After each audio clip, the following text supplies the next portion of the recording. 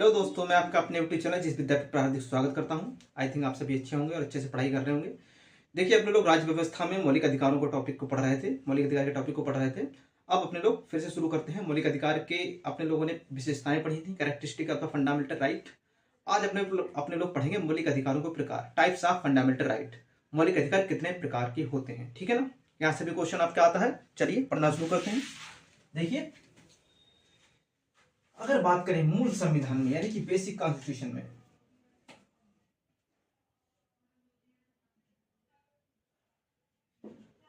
मूल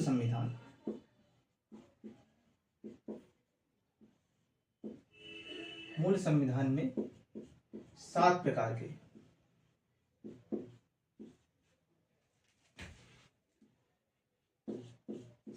के fundamental right यानी कि मौलिक अधिकार थे, ठीक है ना। मूल संविधान में कितने प्रकार के मौलिक अधिकार थे? 7 प्रकार के, ठीक है ना। अब देखो हुआ क्या, जो संपत्ति का अधिकार था आपका,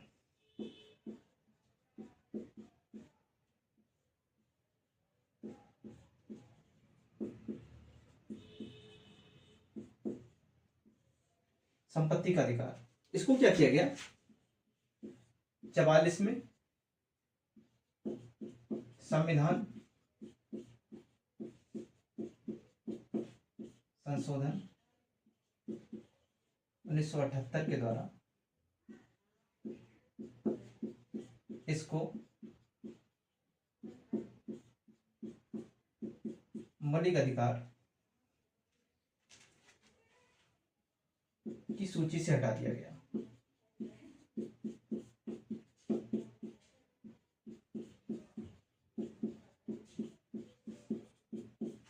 देखिए, संपत्ति के अधिकार को क्या किया गया, 44वां संविधान संशोधन किया गया, संपत्ति के अधिकार को मौलिक अधिकार की सूची से हटा दिया गया। देखिए, संपत्ति का अधिकार कहां कहां पर था। संपत्ति का अधिकार आपको मिलेगा मौलिक अधिकारों में, यह था आर्टिकल 31 में, और आपको मिलेगा स्वतंत्रता के अधिकारों में, ये मिलेगा आपको article 19 clause first sub clause F. कहां पर मिलेगा? Article 19 clause first sub clause F में मिलेगा। यहां पर क्या था, संपत्ति के अर्जन, बयान व धारण करने की स्वतंत्रता थी।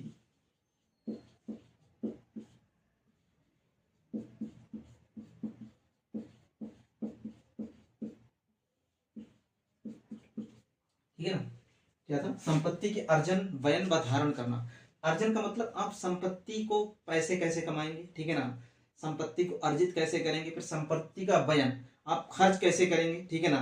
आपको संपत्ति के अर्जन, संपत्ति कमाने की स्वतंत्रता थी, संपत्ति को खर्च करने की स्वतंत्रता थी, पैसे कमाने की स्वतंत्रता, पैसे को खर्च करने की स्वतंत्रता, और धारण करने की स्वतंत्रता। आप क्या करेंगे, जमीन और जायदाद बनाएंगे, आप मकान लेंगे, खेती लेंगे, तो क्या होंगे, संपत्ति धारण करेंगे, अपनी जमीन जायदाद बनाएंगे। ये सारी स्वतंत्रता किसमें थी? Article 19 clause first sub clause article 19 clause first sub clause F में थी।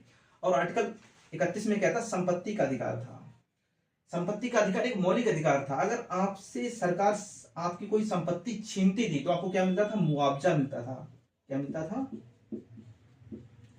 मुआवजा मिलता था, ठीक है ना। यानी कि अगर सरकार कोई हाईवेज निकाल रही है, आपका खेत पड़ गया रास्ते में, तो सरकार आपकी संपत्ति जब लेगी तो आपसे मुआवजा लेगी, ठीक है ना। लेकिन हमने क्या किया, 44वें संविधान संशोधन 1978 के द्वारा इसको फंडामेंटल राइट की सूची से हटा दिया। यानी कि 44वें संविधान संशोधन के द्वारा आपका आर्टिकल 31 और आर्टिकल 19 एफ, ये दोनों क्या हो गए, इन दोनों को डिलीट कर दिया गया। इनको संविधान की मौलिक अधिकारों की सूची से हटा दिया गया। और 44वें संविधान संशोधन 1978 के द्वारा जो संपत्ति का अधिकार था, इसको कहां पर रख दिया गया? इसको रख दिया गया आर्टिकल 300A में। कहां रख दिया गया? आर्टिकल 300A में इसको रख दिया गया। अब क्या है, एक आपका वैधानिक अधिकार बन गया, ठीक है ना। संपत्ति के अधिकार को कहां पर रख दिया गया? आर्टिकल 300A में रख दिया गया। अब ये एक संवैधानिक अधिकार है, ठीक है ना। मौलिक अधिकार की सूची से इसको हटा दिया गया।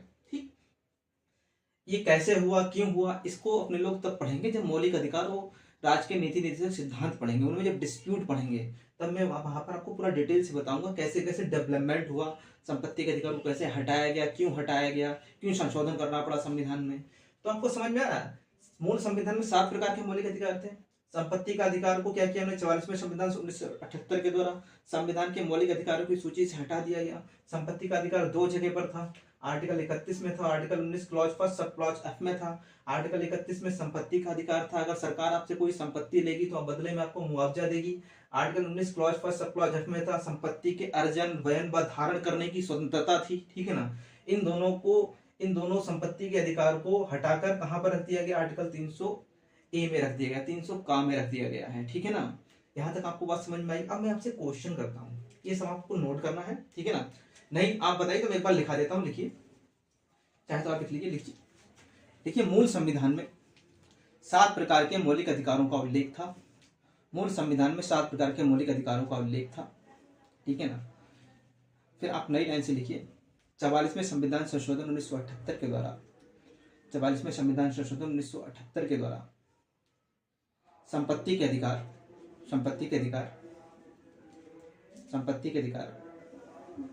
ब्रैकेट में लिखिए आर्टिकल 31, संपत्ति के अधिकार ब्रैकेट में लिखिए article 31, comma article 19 clause first sub clause F, bracket बंद कीजिए।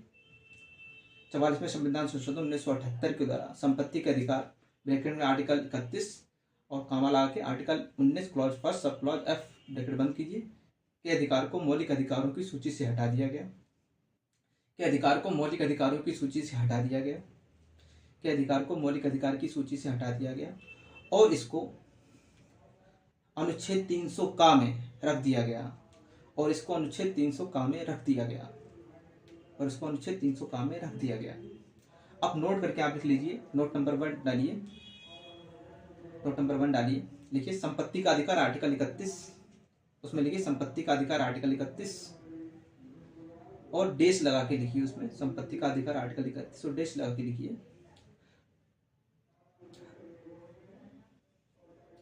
उसमें डेश लगा के लिखिए, सरकार के द्वारा संपत्ति लिए जाने पर मुआवजा देने की, सरकार के द्वारा संपत्ति लिए जाने पर मुआवजा देने की व्यवस्था थी, सरकार के द्वारा संपत्ति लिए जाने पर मुआवजा देने की व्यवस्था थी, ठीक है। फिर नोट नंबर 2 डालिए और लिखिए संपत्ति का अधिकार, संपत्ति की स्वतंत्रता, लिखिए संपत्ति की स्वतंत्रता article 19 clause first sub clause F, संपत्ति की स्वतंत्रता article 19 clause first sub clause F, उसमें एरो लगा के लिखिए संपत्ति के अर्जन, संपत्ति के अर्जन व संपत्ति के बयन, संपत्ति के अर्जन बयन व धारण करने की स्वतंत्रता, संपत्ति के अर्जन बयन व धारण करने की स्वतंत्रता, ठीक है। आई थिंक आपने नोट कर लिया होगा। अब देखिए मैं इसको रफ कर लिया, ओके।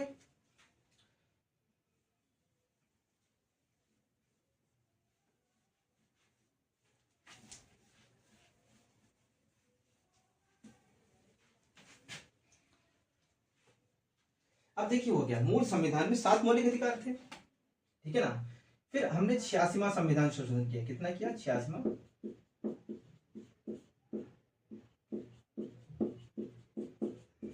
86वां संविधान संशोधन के द्वारा हमने क्या किया,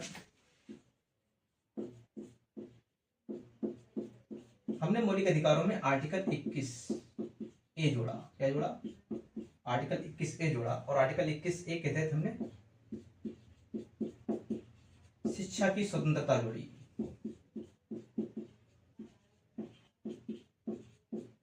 शिक्षा को क्या बना दिया, एक मौलिक अधिकार बना दिया। आर्टिकल 21 ए के तहत हमने क्या किया, शिक्षा को मौलिक अधिकार बना दिया।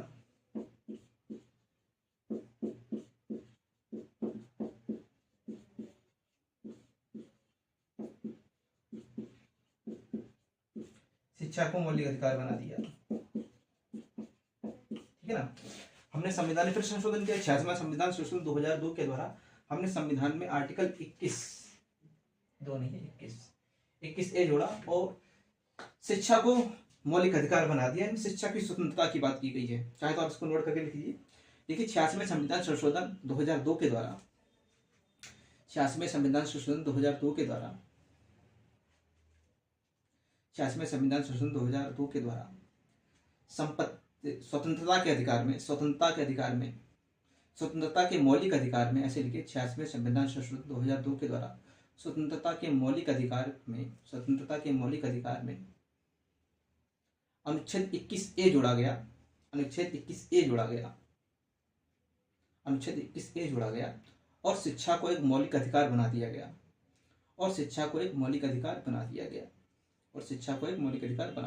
ठीक है।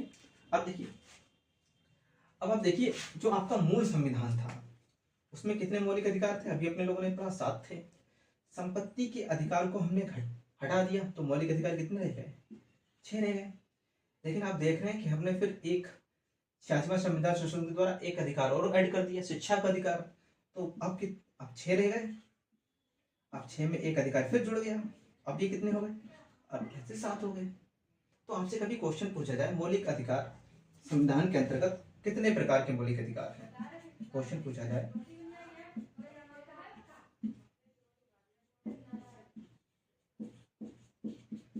संविधान के अंतर्गत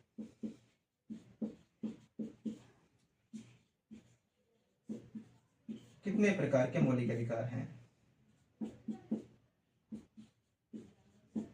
संविधान के अंतर्गत कितने प्रकार के मौलिक अधिकार हैं? Option A 7, option B 6, option D 5, option D 8।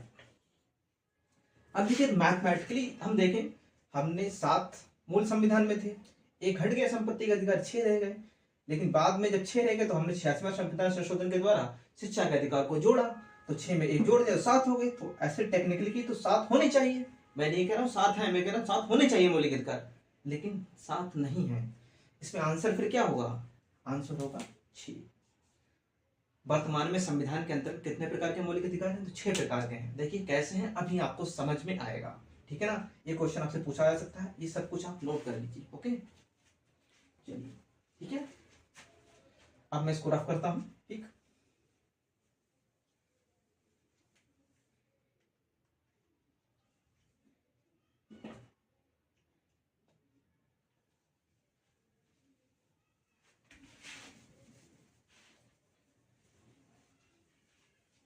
लिखिए सबसे पहले पढ़ेंगे आप समानता का अधिकार।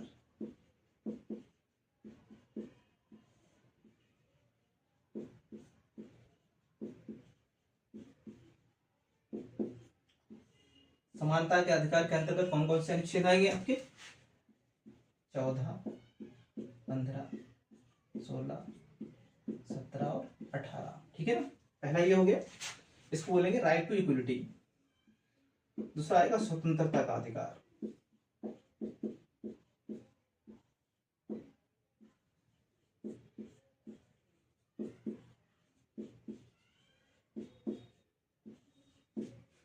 इसमें आप पढ़ेंगे 19, 20, 21 और 21A। कितने पढ़ेंगे? 19, 20, 21 और 21A। और पढ़ेंगे 22। ठीक है ना। अब देखिए जो आपका 86वें संविधान संशोधन के द्वारा जो ऐड किया वो देखो कहां पर है, वो आपका स्वतंत्रता के अधिकार के अंतर्गत है, ना कि कोई अलग से मौलिक अधिकार बनाया गया है। वो क्या है? स्वतंत्रता के अधिकार के अंतर्गत ही हमने शिक्षा के अधिकार को सम्मिलित कर दिया गया है। अगर कोई अलग से अधिकार बनाया जाता तब संख्या मौलिक अधिकार होगी कितनी हो जाती? 7 हो जाती। लेकिन हमने इसको किसी अलग अधिकार के रूप में नहीं ऐड किया है, हमने स्वतंत्रता के अधिकार के अंतर्गत इसको ऐड किया है। तभी मौलिक अधिकारों की संख्या कितनी? 6 है। जो मैंने पीछे आपको क्वेश्चन बताया था, आई थिंक आपको उसका आंसर अब यहां पर मिला होगा। ठीक है, अब देखिए तीसरा शोषण के विरुद्ध अधिकार।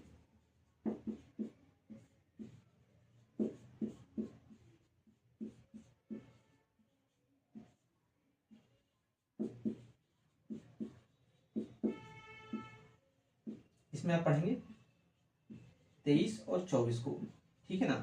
फिर देखिए धार्मिक स्वतंत्रता का अधिकार।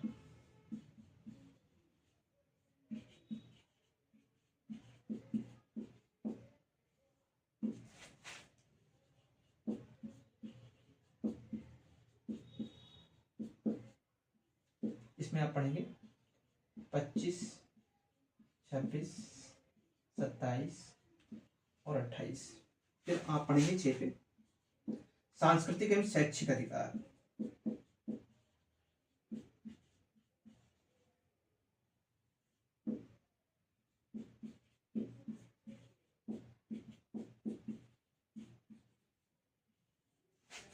सांस्कृतिक एवं शैक्षिक अधिकार,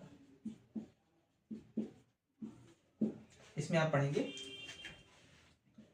29 और 30। फिर आप लास्ट में पढ़िए, सॉरी ये 4 नंबर होगा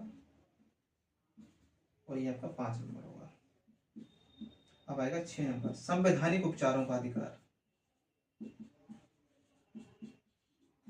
राइट टू कॉन्स्टिट्यूशनल रेमेडीज बोलते हैं इसको, संवैधानिक उपचारों का अधिकार। इसमें आप पढ़ेंगे आर्टिकल 32 को, ठीक है ना।